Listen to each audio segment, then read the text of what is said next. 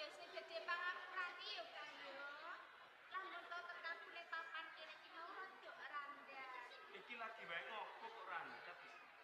Ning dalan mau aku kesandung aku tiba Kang. Kowe tidur. Heeh. Banjur sing ana sing tatu apa ora? Sing tatu iki. Sik. Kok sing tatu sing kene kok ngane-nganehi tegese kepiye? Tatu ati mergo aku kangen karo sampeyan. Alah. Endah. Kang. Tenane ora rumangsa cumebong sakjroning ati. Sakwise aku keprungu pratilamu sing kaya ngono. Yen to tatu ning atimu bisa ditambani lamun wis cedhak lawan aku. Kan godane aku endah. Sampeyan Udakara wis ana 4 dina aku ora tinemu kelawan. Angen-angen sok kancaku. Aku bisa tinemu kelawan rerangan kondo bloko cukup marang isen-isene atiku lan aku.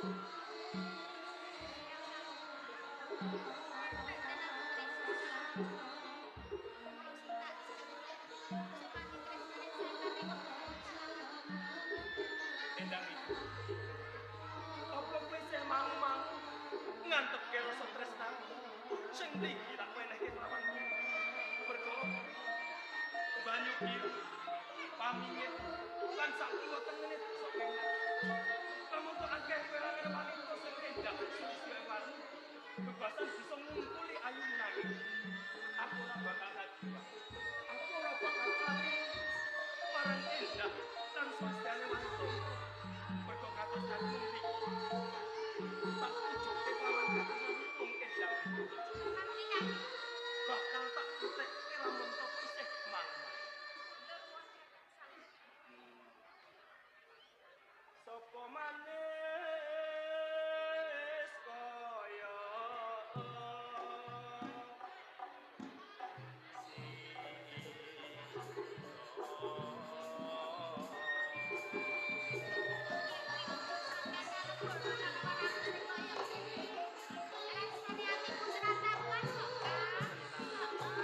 tan bedane aku lamun kowe cedhak karo atiku sirung bangil godhek nyoman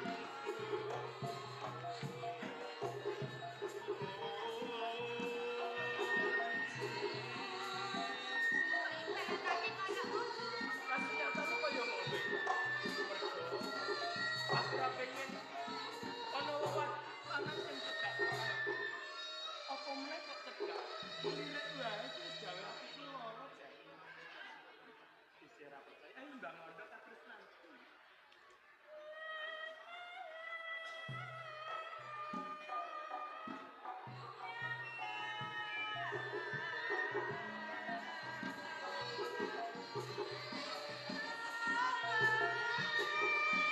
sampai satu keprungu suaramu sing endah alus lembut pindane kaya gini benang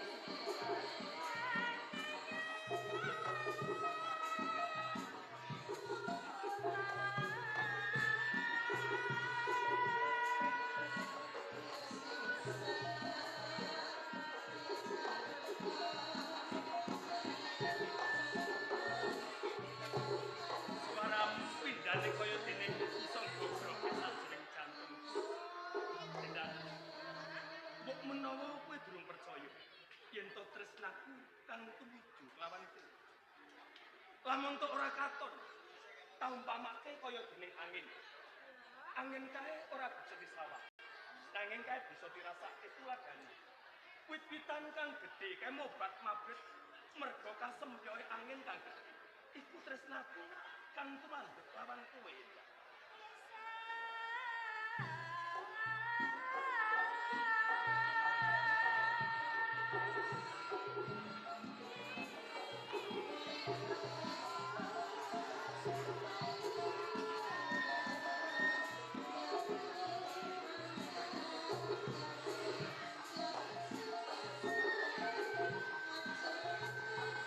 pengakuan ora ketua